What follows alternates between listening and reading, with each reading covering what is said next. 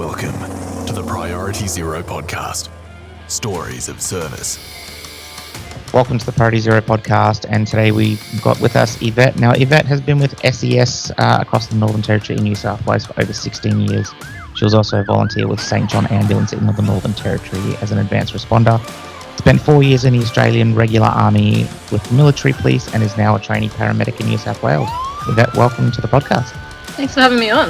Yvette, tell us a little bit about yourself. Yeah, so I grew up down in the Snowy Mountains, down in New South Wales, in a little seasonal town called Jindabyne. So it's at the foothills as you head up into the mountains. Loved it down there. When I was 16, which is the age you could join up for the SES, I went along to my first training night and pretty much got hooked from there. And then, over the years, built up my skills, got into the Army, moved up to the Northern Territory, spent some time up there, and now moved back to New South Wales. That's a quick rundown. Nice. So tell us a little bit about your time in the SES. 16 years is quite a long time, and you've got quite extensive experience throughout SES. Talk to me a little bit about what kind of inspired you to join.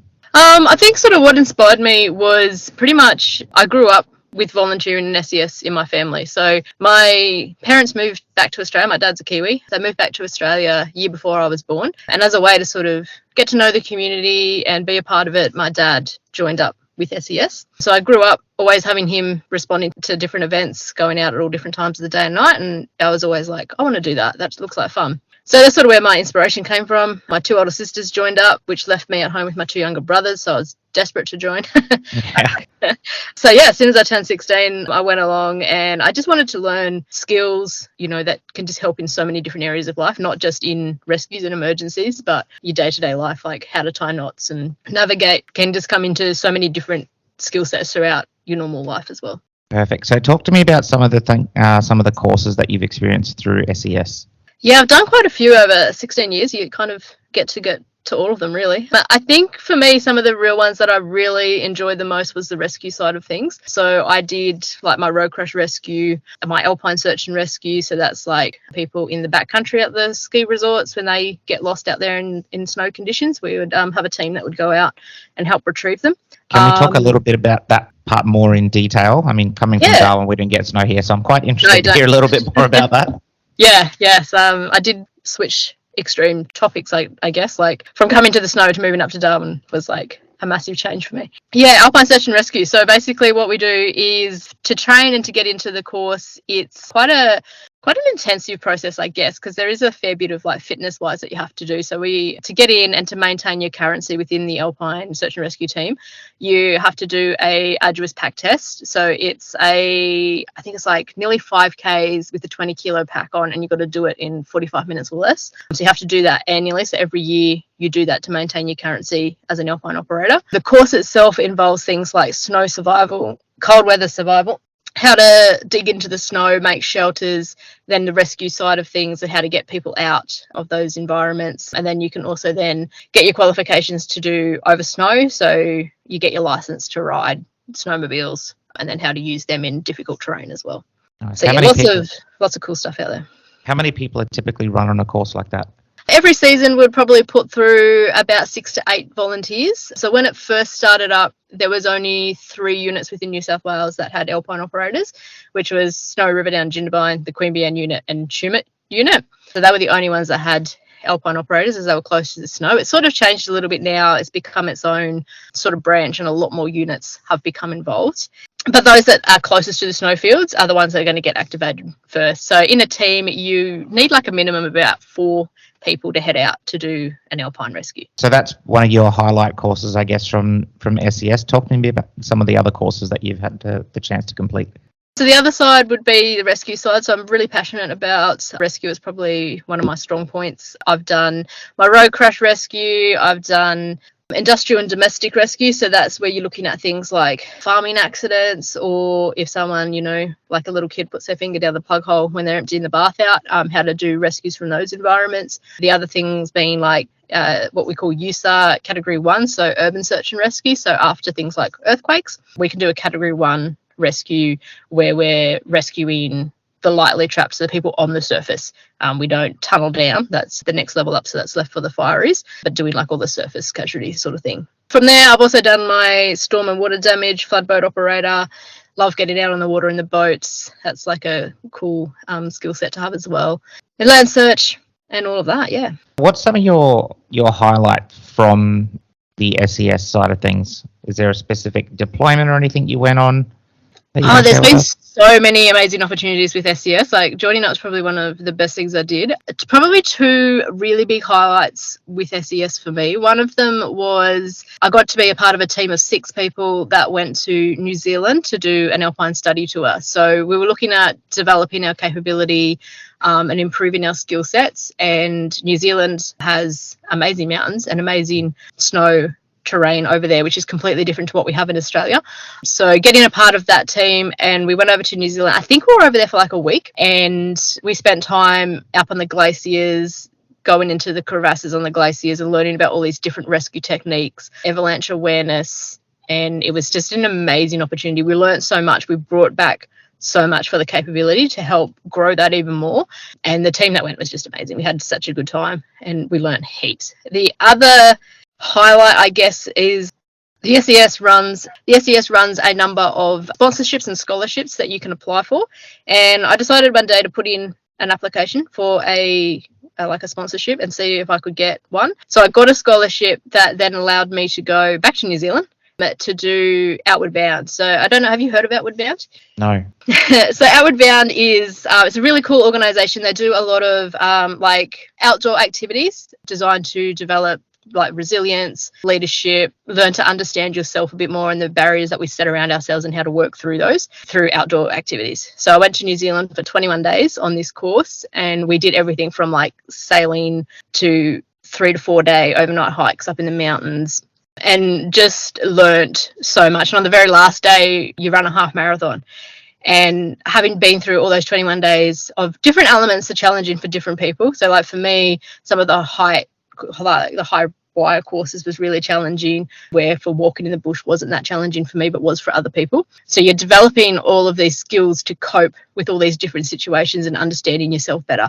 And then on the really last day you run a half marathon, and that to me was like something that I never thought I'd ever do. And I ended up running 22 Ks, and yeah, so it was a pretty big achievement and learned so much. I suppose it pushes you to learn a lot about yourself and help build your self-confidence and confidence with your team as well. Yeah, 100%. It does all of that. And also realizing how many barriers we put in place around ourselves, you know, like, oh, I don't want to do that, I could hurt myself, or, oh, that's way beyond my skill sets. But really it's not. If you break it down and just chip away at it, you can actually get so much more done. We put a lot of barriers around ourselves, I reckon. Yeah, definitely the mindset is a big thing. I think humans are capable of a lot more than we think we are. It's just being able to push through those barriers and having those people there to support you. 100%, yeah, 100%. We can do so much more than we ever think we're capable of. Perfect. So we've covered kind of your SES in general. I know you started off in New South Wales and then you kind of made the move to Darwin. So tell me a little bit about the difference between SES in the Northern Territory and SES in New South Wales. We still do the same thing. So we're still a combat agency, flood, storms and tsunami. We still focus on the same things. It's very different working in different climates. Obviously, as you know, up in Darwin, it's hot, and you get big cyclones, and you get rainy season and dry season, which you don't have those elements down here in New South Wales. I think and you've got crocodiles too. So like going out in the water is completely different. Such a different risk factors and stuff to consider, which is always a bit of fun. I used to always, when I instructed on the boat courses, I used to tell my participants, the first person to find me a crocodile is an automatic pass. So we always had a bit of fun with that. Yeah, so there is a big difference. I think New South Wales probably has a little bit more funding than what they do have in the Northern Territory as well. So you do have differences in the equipment and the amount of equipment that you have and how we use it. In general, it's all pretty much the same. We're all sort of working towards keeping that community safe in floods and storms. Perfect. So you started off in the SES and then you made your move to the Australian Regular Army. Is that right? I did, yeah. So I joined up for full-time service. Yeah, and I got in I think it was like 2018. Went off to Wagga to complete my basic training, and then from there moved up to Holsworthy, where I did my Skill Pacific. So I went in as military police. So I spent 6 months in Sydney training to be military police, and then got my posting up to Darwin, and then relocated up there. Talk to me about Kapuka, going there for the first time and your experiences there. It's a scary place when you first get off the bus. Yeah, like it was a bit of a shock. It was very different, I think, to what you think it's going to be like. And so there's just so many different little elements to it. Like there was, I think, like probably one of the key points that I really remember from it was when it comes to the end of the day and it's time to like shower and go to bed, there's like 3 showers in the female bathrooms and there's like 20 females and we've all got to shower in 20 minutes. So how you work as a team, having never met these people before in your life, to get everybody through the showers and dressed and back out into the hallway ready for bed in that 20-minute time frame, because you have to meet your timings. So that was like some of those huge learning experiences in that teamwork. I actually quite enjoyed Kapuka. Like it was very challenging. You're on the go all the time. But I really did enjoy learning all the different elements of being in the Defence Force. How old were you when you first went to Kapuka? I think I just turned 26. So I was, I guess, mature-aged when I went along, which was sometimes challenging because a lot of people that do go to Kapuka are straight out of school. So it was a little bit sometimes harder being a little bit older with a bit more life experience. But yeah, it was a good experience. What was your highlight from Kapuka? What's some of the things that you enjoyed doing to getting those basic skills? With the basic skill, I really enjoyed things like weapon handling, doing the shooting. Yeah, they were probably my key highlights. And I think right at the end of Kapuka, you do a challenge. So it's your section or platoon against your sister platoon, which is, I think it's about like 20, 30 people, depends on how many they're putting through at the time. Do this big challenge at the end. So you're going through like an obstacle course, section attacks, all these different skill sets that you've learnt over the course of being at Kapuka. And you put that all together in this big challenge and you're competing against your other teams. And my section, we came in at second place, and we had probably the best time doing it. People weren't expecting us to sort of do as well as we did, but with the teamwork and everyone just focused and helping each other and supporting each other, we absolutely nailed it and came in second place. So it was pretty good. Perfect. So going from Kapuka, going to your military police specific training, can you tell me a little bit about that? How was that compared to Kapuka? I definitely didn't have as much of a good time doing that training than I did at Kapuka. It was a lot more academic than it was hands-on, and I'm very much a hands-on kind of person, so a lot of classroom learning, which I struggled with a bit. It was very intensive course as well. You're learning everything from like when you can arrest somebody, how you go about it, the different laws, the regulations, how military police work in different settings. You're going through things like doing a traffic stop, monitoring speed, all that sort of stuff. So there was a lot of different elements to learn in a very challenging sort of setting. And being in Sydney too, I struggled living in Sydney. I'm a country girl, so I struggled living in Sydney. But yeah, we got to the end of it and we got through okay. I think mentally it was probably a super challenging course for me. Did you find any of the training that you've done throughout your 16-year career in SES helped you with any of your stuff at Kapuka or your MP training? Yeah, 100%. It did. So I already had like some really good leadership foundations in place, because when I was in SES, I worked my way up through different ranks. So I went from like a member to training coordinator to deputy local controller to local controller. So as a local controller, I ran the unit. So I was in charge of the unit. So I had a lot of responsibilities, and learning those leadership skills rolled into what I did within the Army as well. And then also the skill sets like navigating, being able to give a briefing, all of those skills really did sort of blend in. Now, with your MP stuff, your MP career, is there any highlights you can tell me, any operations or deployments or anything like that you can kind of speak about? Yeah, look, we did a lot of training exercises, and I think probably some of the fun things, or I shouldn't say fun things, but some of the different opportunities that we had. We did a big training exercise just out of Rockhampton, up at the training grounds there, and we were going in to conduct an arrest of what was prisoners of war at the time in this exercise, and we got to go in like the different armoured vehicles, which for me was like a good opportunity, because normally we just drive our own vehicles around, but we were working with the armoured vehicles and their operators, so we were jumping in the back of like some tanks and rolling down and conducting an arrest, and then bringing those people back to where we had set up, sort of like our staging area, to process these people and then move them back to what we would have like a detention centre for processing further. So that was probably one of the probably the biggest highlights within the career there. Sort of, I really enjoyed doing the fieldwork side of things, and I know a lot of Army people probably rolling their eyes at the moment, being like, for real? But I actually enjoyed being out in the bush and doing those different training exercises. Yeah, I've had a few infantry friends that tell me they've done a lot of training with the MPs, and they've done a lot of like riot control. They've been the rioters where the MPs have, you know, been there with the shields and the batons and done all that sort of training. They seem to love that side of thing as well. Yeah, that is good fun. Yeah, I mean, who doesn't love to throw some eggs at people, right? Exactly. And you're allowed to do it because it's training. Exactly. All right, so we've kind of encompassed a good overview of your career in the Army, and you said you spent 4 years, and most of that 4 years, apart from your training, was in Darwin. Is that right? That's correct. Yeah. So, at what point did you decide, you know, it's kind of time to leave the military? Where do you go from there? Because from what I'm understanding, while you were in the military, you kind of got an inkling to kind of get in the medical field, the paramedic field. Is that right?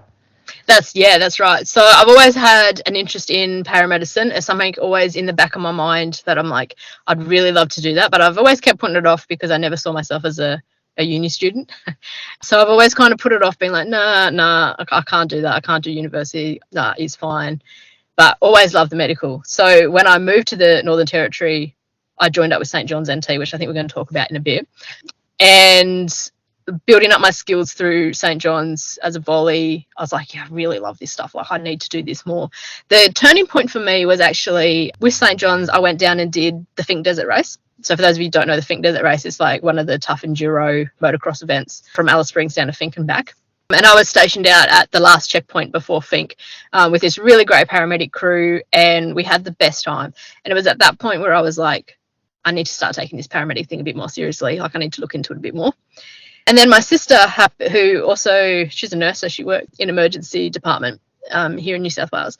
She sent me a link from New South Wales Ambulance saying that they were recruiting through a vocational pathway. You get to get your degree while you're working on road. And I thought that's actually pretty cool. And so I sat on it for a bit, thought about it. And then the day the applications closed, I was like, what's to lose? Let's put in an application and see what happens. If I get in, it's meant to be. If not, then I'll stay on with Army for a bit longer. At that point in my military career, I wasn't tracking too well mentally, and I was like looking for different options. Do I stay on for another year, see if things improve? Do I get out? So I was in that sort of that grey area, trying to decide what was best course of action for me.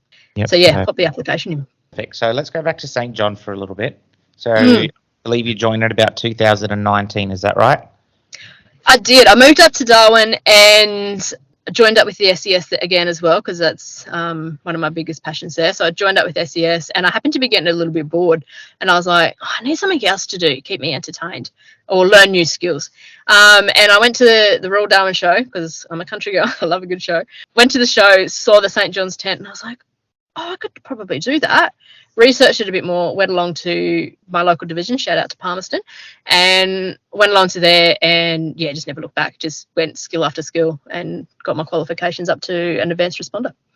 Talk to me about the different levels of qualifications that you get through St. John. So when you first sign up to St. John, take me through the whole stages of the induction and meeting people and your different clinical levels and what it involves. Yeah, so went along to the unit, did my induction training. I think I did mine a little bit informally, like it was just kind of a bit of a chat session. Did my induction because I already had a first aid certificate through Army and SES. I was able to pretty much start straight off as a first aider, and then you sign up for public duty. So whenever they need some first aid assistance out there in public events, you can pop your name down on the list and you go along and assist at these events to provide medical cover. Wanted to advance in my skills and my knowledge, so then applied to do first responder, where you do your certificate 2, I'm pretty sure it is. Did the training for that, got the logbook all signed off. You got to cover off and treat certain scenarios to get first responder. And once I got my first responder, I wanted to push myself and go a little bit further, and then went and did my Cert 3 to get advanced responder levels. So you get to give more medications, treat at a higher skill set, learn a lot more about body functions and how systems work, and treat at those events. And then you also get a bit more into the leadership side of things as well as a more higher clinical skill. Perfect. And what's some of your highlights of the events that you've attended to? My favourites were usually always motorsports. So I love doing things like the motocross. Think was 100% a massive highlight. Based in the Grass, the big music event. That was also fun as well. What's the common injuries you see at these events? Yeah, it kind of varies. Like, you'll go to some events and you'll get nothing, and you go to others and you get heaps. I think you and I did a duty at the open day for the airport when yes, I was the event commander. Yes, for the pitch black open day. Yeah, you and I did that one, and I think at one point we had like 3 or 4 casualties all at once with like heat-related injuries. It went from nothing to everything. Yeah, and I remember like floating between the ambulances being like, oh, what am I going to do next? Yeah, we even had the buggy going at one point, and man, it was hot that day, and being on the tarmac. This held on the RAF base. Being on that tarmac, that sun, it just reflects the heat, and it was just it was brutal. People lining up for hours. It was that was a crazy day. We had a lot of good patients and met a lot of really cool military people from around the world. So it was we really did, and got into all the different jets and the planes and stuff. It was an awesome day. It was a good opportunity. We had a really good teamwork in that day. Yeah, we should all be pretty proud of what we've achieved that day. Everyone that was working.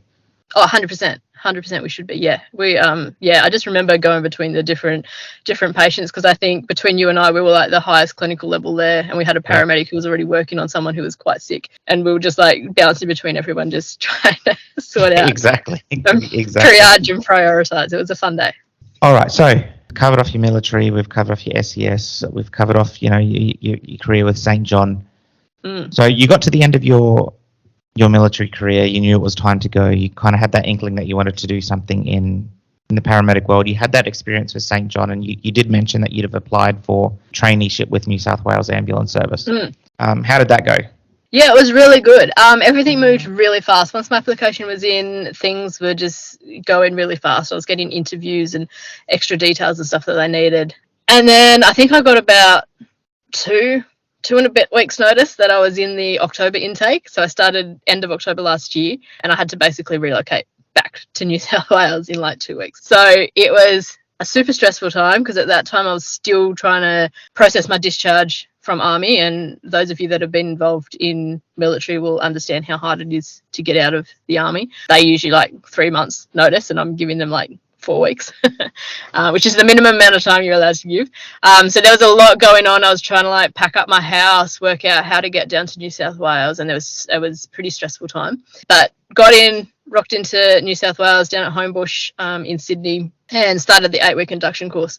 So that was pretty intense, pretty full on. I was very grateful for a lot of the stuff that I'd learnt in St. John's, because I had a really basic understanding of more advanced first aid. So a lot of the treatment and the scenarios and stuff that we were going through as a trainee paramedic was stuff that I had experienced either in real or in training with St. John's as well. So it really helped out.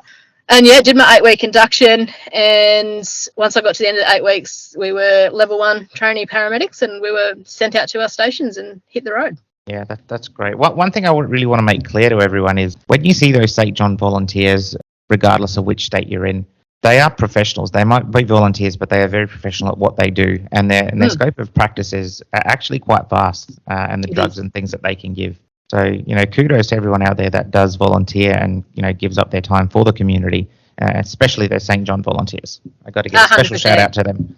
Yeah, and I back that completely. Like the skills that you learn. I remember looking at the medications that I can give now as a trainee paramedic to what I could give as a volunteer. And I could give probably more as a volunteer than I could as a trainee paramedic. So the skills that the volunteers have, you guys keep up the good work and be proud of yourselves. Yeah, like we can give things like adrenaline, Naxalone, and Dazatron, methoxy. Glucagon. Yeah, glucagon. So we can give some really, really cool stuff. 100%. Yeah. And if you put the effort into your training as a volunteer, you just get better and better at your skills, and it helps out everyone. Exactly, and in general, mate, it's really, really good life skills to have. Oh, 100%. And giving back to your community, meeting like-minded people. I use volunteering a lot to for my mental health as well. Like it's a break to my normal routine and it's working with people that I enjoy hanging out with and just doing different skill sets. Even the networking's fantastic. You meet people from like all walks of life. It's all over. Everyone comes from different backgrounds, different jobs, and it's just cool to meet all these different people. And we all have we're all working towards a common goal. We want to do the best that we can for the community, and I think that's awesome. Exactly. So talk to me a little bit about this role you're doing with New South Wales, the ambulance service, your traineeship, and obviously, generally everywhere else in Australia, you go to university first, you get your degree, then you do an internship, but the way you're doing it is quite different, and I believe it's the only jurisdiction left that has this pathway for paramedics. Yeah, so from what I understand, it's something new that they brought out as a trial. So following on from COVID, the workload for paramedics has just skyrocketed. And a lot of the paramedics that worked through COVID times and now into these times, they're getting pretty burnt out. So we needed some more paramedics to hit the ground running and to get us out on the road quicker with some basic skill sets to assist. So yeah, so basically I work on road. So I work my normal roster on road. I ride along, I treat. What's your roster like? I do 4 days on, 5 days off at the moment, the station that I'm at, and I'm really lucky. The station that I got, we don't do night shifts. It's so good. Oh, perfect. Yeah, I don't know how out of 200 people that went through the training that I did, how I ended up being the only one getting sent to this station in Newcastle that doesn't do night shifts is amazing. That is amazing. Yeah, so I'm super lucky. So yeah, I do 4 days on, 12-hour shifts. If we finish on time, we often run over. 5 days off, which is great because while I'm working, I'm also working towards my degree. So I'm doing my degree in paramedicine. So yeah, in between working, I'm fitting in university. Who would have thought? Went to uni. Yeah, so I'm working on getting my degree working on road. And I think it's a really awesome way to do it because I'm learning so much while I'm working on road, and it links a lot back to what I'm learning at university, and I've sort of seen it firsthand as I'm learning it. Yeah, it's amazing what you can do when you put your mind to it. Like the last podcast I put up with one of my friends, Leone, like I knew him when he was a Lance Corporal in the Marines, and now he's studying a PhD. Yeah, right. Dr. Diamantina, and it's just crazy. The little things that you do throughout life and what they accumulate to. I think there's a saying. It says people normally overestimate what they can do, in a year, but underestimate what they can do in 4 or 5 years. And I think that's really, really true. Set a goal and you chip away at it slowly, and anyone can achieve really, really great things. And you can achieve your dreams. You just got to really stick to your goals and be disciplined. Yeah, and I think it also comes down to as how much you want it, how much are you willing to put into it to get what you want. And yeah, like you said, if you just keep chipping away at it, anything's possible. Exactly. How long is this traineeship for? The traineeship is for, I think it's about 4 years. So I've got to do a diploma as well as my degree. So I'm sort of mixing them all in together at the moment. So about 4 years of university, and then qualified as a paramedic after that. Yeah, perfect. So hopefully a little bit sooner. Depends on how the system works. Yeah, I haven't looked into all the details of the final stages yet. Yeah, fair enough. So what a lot of people might not realise is paramedics are healthcare professionals now. Many years ago, it actually used to be a diploma qualification. It kind of used to be like a trade. So people used to go in. They used to have Clin 1, Clin 2, and they used to actually learn the job as they went. Yeah. And I think it must have been about about 5 or 6 years ago, I believe, don't quote me on that, when they became registered healthcare professionals, and now it is a degree-based job. So it is, the scope of practice is increasing, which is fantastic. So yeah, lots changing in the world of paramedicine over the next few years as well. Yeah, 100%. We went from just driving ambulances to now doing life-saving interventions all the way to hospital. So it's definitely come a long way. Talk to me a little bit about, you've been through quite a bit through your life, through the military, SES, St. John, now a paramedic thing. You would have, seen and experienced a lot of things.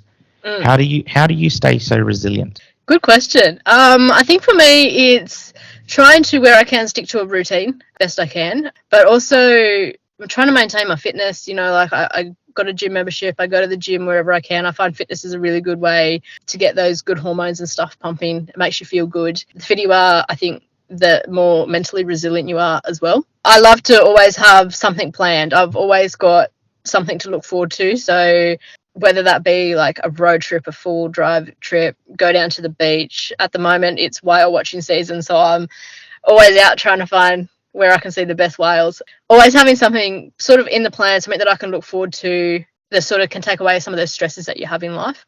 Yeah, they're probably like my biggest things. And also just challenging yourself sometimes every now and again. Like, try not to settle for second best. Like, try to challenge yourself.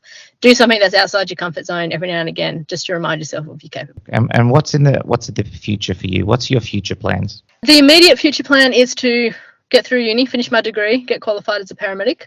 Into the distant future, I'd really love to get into things like critical care paramedicine, take that to like the next level.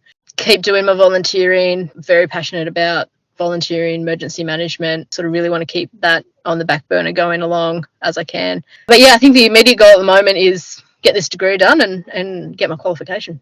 If you can, just for our listeners, have you got any piece of advice for anyone that wants to join SES or, you know, has aspirations to become a paramedic or the military, police or army in general? Yeah, do your research and give it a go. With volunteering, rock up to your unit, meet the team, find out what the process is, and then give it a really good go. Don't just judge it on your first night. Give it a good month or so of rocking up to training and just work out what the processes are and find the area that you're interested in. Do you enjoy boats? Do you love being out in the water? Is going down a flood rescue path something that, you know, is good for you, or are you more into doing the admin side of things where you can manage events behind the scenes? So really find the areas that you're interested in and give it a good, decent crack. Do your research in anything for the careers that you want. Talk to people who are in those areas. Find out the information, the good and the bad. And then if it's something that you want to do, just go and do it anyway. Yeah, perfect. I think that's a really important point. And I think a good way to put it is, for me personally, like I was kind of sitting on this podcast for probably over a year. Something that I had in my mind, something that I really wanted to do, but I wasn't sure how to go about it. I've never edited videos before. I've never done any recording before. And I just came to the conclusion that, you know, I'd rather do something. I don't want to get to the end of my life and go, damn, I should have tried that. Yeah. You know 100%. What I mean? I'd rather try it, see if it works, see if it didn't. If not, hey, let's move on and, you know that I have tried that and kind of live with no regrets. Yeah, and I totally get that. I think I've probably spoken to you at times of like the road trips and stuff that I've been on. And I do a lot of solo traveling because when I'm free to go traveling, my friends are usually working or something. So I do a lot of solo traveling around Australia. I've completed my lap of Australia. And I remember when I did the Gibb River Road, I was going into like these different like caves and gorges and stuff. And I just remember watching like busloads of the senior citizens rock up, and I love senior citizens, nothing against them. I just remember watching them all sort of come out, and they were struggling to like climb over the rocks, and the conversations that I had with like a few of them was like, oh no, we're just doing this like before we die. And I remember thinking, I'm so glad I'm out here doing it now. Like, I'm doing it by myself. I'd love to have people come with me, but I'm doing it by myself, and I'm capable of doing it right now, rather than getting towards the end of my life where I'm 60, 70 and my mobility's decreased and I can't enjoy it as much. So I think, yeah, you've just got to grab life by the horns and see where it takes you, really. Exactly. And probably something that I want to add to that is, I mean, this is something probably that you're aware of and most first responders are aware of. We don't know when the end is going to be. No.